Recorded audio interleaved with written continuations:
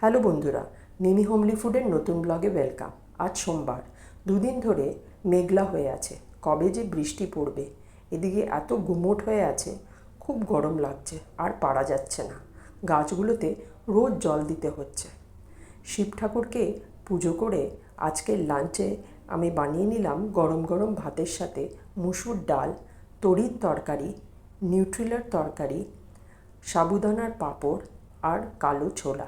আর তার সাথে আমার খুব ফেভারিট ছিল মিষ্টি দই। বন্ধুরা, আমার ব্লগ যদি তোমাদের ভালো লেগে থাকে, চ্যানেল কিন্তু সাবস্ক্রাইব করতে ভুলো না। Please do subscribe my channel. Tata.